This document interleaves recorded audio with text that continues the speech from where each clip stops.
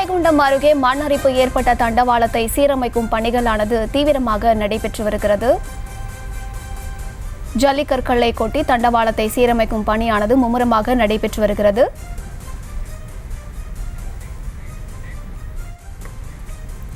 ஸ்ரீவைகுண்டத்தில் தண்டவாளத்தை சீரமைக்கும் பணிகளானது மும்முரமாகவும் தீவிரமாகவும் நடைபெற்று வருகிறது. அது தொடர்பான அண்மை செய்திகளை பார்த்து வருகிறோம். மேலும் விவரங்களை கொடுப்பதற்காக செய்தியாளர் மதியழகன் இணைப்பில் இருக்கிறார். பேசலாம்.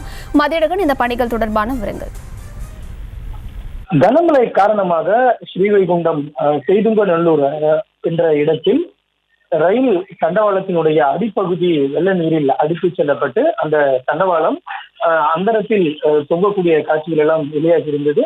இதன் காரணமாக ரயில் சேவை முற்றிலுமாக பாதிக்கப்பட்டிருந்த நிலையில் தற்பொழுது அந்த பாதிப்பை சரி செய்யும் பணியில் ரயில்வே ஊழியர்கள் ஈடுபட்டு இருக்கிறார்கள். ஜல்லிக்கற்கள் உள்ளிட்டவற்றை கொட்டி அந்த பகுதியை சமன் செய்து தண்டவாளத்தை சரி செய்யும் பணியில் ரயில்வே ஊழியர்கள் ஈடுபட்டு இருக்கிறார்கள். ஜேசிபி இயந்திரத்தை வைத்து ஜல்லிகளை கொட்டி அந்த பாதையை சரி செய்து மீண்டும் ரயில் சேவையை தொடங்குவதற்கான தீவிரமான பணியில் ரயில்வே ஊழியர்கள் ஈடுபட்டு இருக்கிறார்கள்.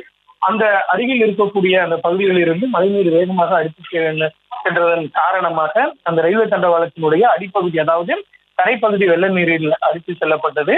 ரயில் தண்டவாளம் அந்தரத்தில் தொங்கியபடி காட்சியளித்த நிலையில் தற்பொழுது அந்த பகுதிதான் சரி செய்யப்பட்டு அந்த ரயில் சேவையானது மீண்டும் தொடங்குவதற்கான வாய்ப்பு பணிகளானது நடைபெற்று வருகிறது.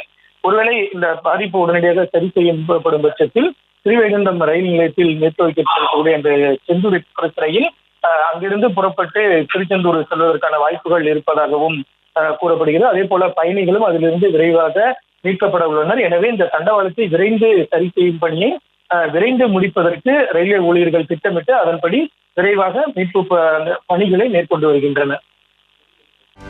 செய்திகளை உடனுக்குடனும் துல்லியமாகவும் தெரிந்து கொள்ள சப்ஸ்கிரைப் பண்ணுங்க.